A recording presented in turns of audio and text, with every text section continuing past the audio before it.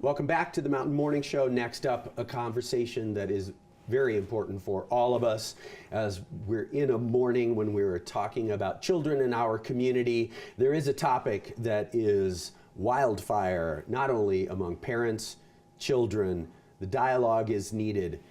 The program is called 13 Reasons Why, and in short, it is a dramatization of a fictional character who makes a decision to commit suicide at a very tender age, and it is a program that has sparked not only outrage, but genuine conversation, and I do believe that this morning is an important moment to be able to do the latter, to understand more about how to talk with your kids about this very powerful program that may or may not be appropriate for all to view. I'm excited to be joined by Dr. Melissa Lopez-Larsen. Good morning. Good morning.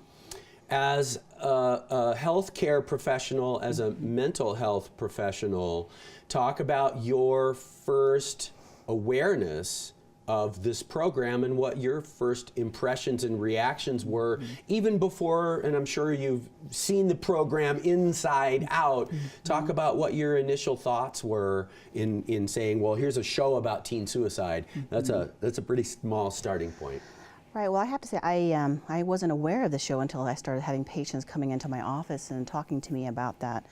And I was like, wow, this sounds like a really serious program that I better go watch. And so I watched it, and I was taken aback about, you know, how some of the actors and some of the things were portrayed, whether there's two particular scenes that talked about sexual assault, and then the ultimate suicide was quite graphic.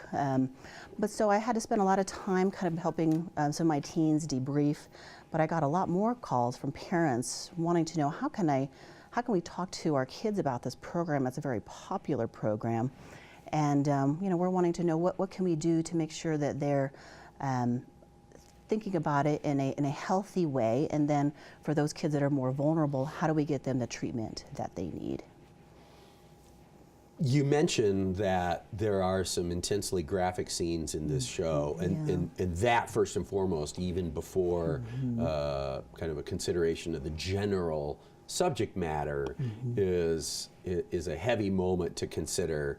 Sure. Talk about parents' reactions, as we discussed just before we came on camera.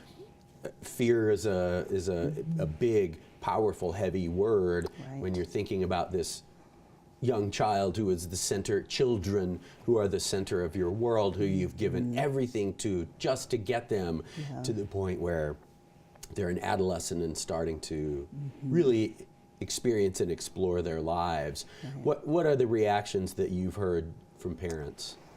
Well, I think one of the things that a lot of parents talk to me about is, you know, I didn't realize, you know, all the different stresses that our teenagers are under, and how do I help them deal with that? I didn't realize the extent of the bullying or the cyberbullying or all the pressures academically, and how there's a lot of pressure to fit in and be perfect and succeed. And so I think parents are taking a step back and saying, wow, there's a lot more going on with my child than I had recognized. And you know, maybe I haven't been listening as well. I didn't realize. And so, how do I get back into their lives? How do I conversate a little bit more with them? How do I figure out how best to connect with their friends, get a better idea of who their peer groups are, you know, and reaching out to other parents. You know, I think we're all so busy in our lives, and we're just trying to make it day by day and do the best we can. But you know, when they say it takes a village, it really does. And so knowing, you know, who your kids are hanging out with, and knowing the parents, and really kind of getting a bond together so that we can all protect our kids in our community is really an important start. And it really strikes me that idea of connecting parents in a way that's maybe easiest of all to not do because of busy scheges. Have you seen some of that happening? You know, I have. I've seen a lot of parents trying to figure out ways to reach out more. I've talked to some of my parents about, you know, talk to the school, see if there's a mixer that they can throw. You know, call your kids' parents and say, hey, do you want to get together?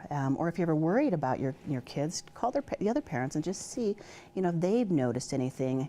I've seen a lot of parents who say, wow, I called, you know, I've talked to, you know, my kid's parent, and they describe a different child than the kid that lives with me. And so it can be really eye-opening to get different perspectives of what happens outside of your home and how they're really interacting in the community. Talk, if you would, about, there's obviously a deep desire among parents to address this. Sure.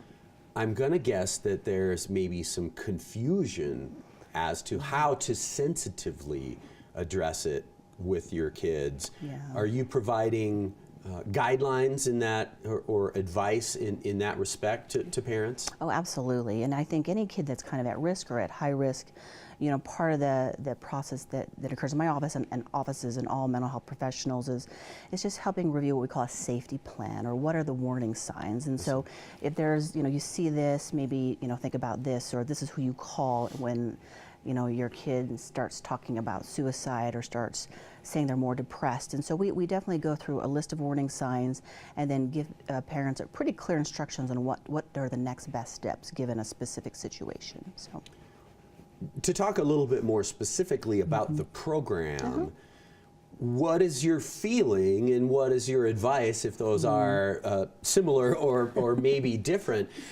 What is your feeling about viewing this program? Because my sense is, and I don't have kids and I have not watched the show, I'm well aware of it, but every account speaks dramatically about how heavy this show is and how graphic some of the depictions of situations are. Right. What is your feeling as a health professional as to who watches this, who doesn't? And a lot of people are saying, either kids shouldn't watch this, or I've even heard this program shouldn't even have been made. Right, right. Where do you feel along that spectrum? Yeah, I mean, it's definitely very controversial, and obviously, I have two thoughts about it. One of it is it does, I feel, help at least bring the idea and the importance of discussing suicide and some other very important things in the home setting. But above and beyond that, I think the way that it was done is quite scary for the community, in that there's always a high risk for copycats, and there's always a high risk for kind of romanticizing this situation. And I don't think it went into a very good in-depth it didn't go into in-depth about some of the mental health issues that often are present when people are struggling with suicidal thoughts, and I didn't think it really talked about all the multitude of treatment options that are available. And so those are the things that I really wish would have been encapsulated in this program a little bit better, or a lot more actually. But I do have great concerns about who views a program, because you never know who that vulnerable child is. And we could say, well, these individuals shouldn't watch it, and maybe this age group shouldn't watch it, but in the end, we don't know who that kid is that's going to take this literally, and who is going to kind of romanticize this. And we all have these fantasies, and most of the time they're fantasies, and that's where they stay. But for some kids, we don't always know who they are. They take it and they make it a reality, and those are the things that we can't predict. Even as a mental health professional, I can't predict that, and definitely as a parent, a lot of times you can't predict that. So those are my worries. And especially when, as you say, there can be a disconnect from who a parent thinks their kid is and who they're actually being out in the community, at school, et cetera. Yeah. In 2018, it's a really difficult thing to try to prohibit. Right. Kids have phones. Right. And it's a Netflix show. So a Netflix app on your phone, and you're right in there. So the ability to prevent or prohibit is really challenging. That being said, I imagine that you're coming in contact with a lot of parents who are saying, I don't care what it takes. I don't want my kid to see this program. Right. What do you say to that parent? Do you have a sort of a process for them, or what is that seems like a really difficult position too. It is. Well, I mean, I talk to parents and just say, let's have your child come in. Let's talk about this, and let's talk about why it is that you don't want your child to see it. So, having a conversation with your kids, to me, is the most important piece, and respecting, their wishes, but talking, as the parent, you're going to talk about what your wishes are and why that is, and kind of come to a resolution about it, versus, sometimes teenagers don't like, you can't do that. So having a different kind of conversation about the pros and cons of it and why the parent feels so strongly about it is always important. So to me, it's always about dialogue and talking about things and respecting the teen as a growing individual who wants to individuate and be their own person, but also just talking about it from a parent perspective. So we all take turns in each other's seat is really important. Yeah.